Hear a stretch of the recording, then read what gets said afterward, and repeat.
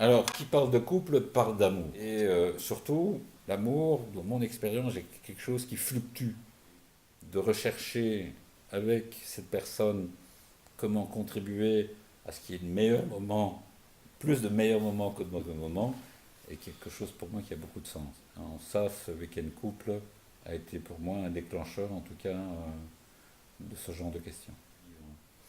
Le week-end couple, on sait en partant que le voyage il sera intérieur et que le voyage intérieur se fera des deux côtés euh, avec des choses qu'on peut garder pour soi sans le partager à son partenaire, mais on fait ce voyage intérieur chacun individuellement et en même temps sur ce qui concerne l'intersection des deux individus du couple ensemble. Alors, en termes d'exercice, je pense que chaque exercice amène quelque chose d'intéressant. Par contre, un qui m'a, moi, particulièrement, comment dire, suscité de l'étonnement, c'est qu'un exercice consiste à diviser les hommes et les femmes et à explorer les hommes entre eux et les femmes entre elles, finalement, une forme de définition de la relation, comment on vit la relation, la sexualité, ce qui nous attire plus particulièrement, et d'observer finalement que chez les hommes, tant que chez les femmes, il y a des récurrences et qu'on n'est pas seul à vivre les mêmes difficultés.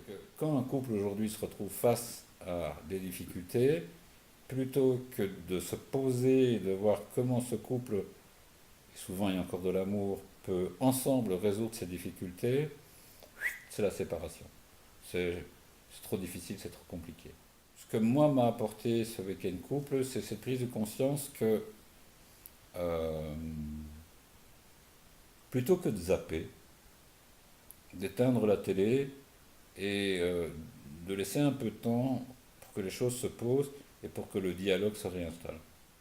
Ce qui cause souvent la perte d'un couple, c'est la disparition du dialogue et de l'écoute, et que ce, ce week-end couple installe ou réinstalle finalement ce dialogue et cette écoute qui ensuite,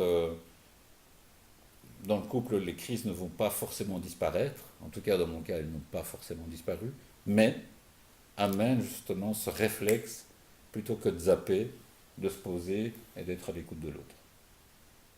Faites le week-end couple, ça va faire un impact puissant sur votre libido. Je pense que aujourd'hui, ce qui manque à notre société, c'est du courage. C'est le courage de d'oser affronter ces difficultés.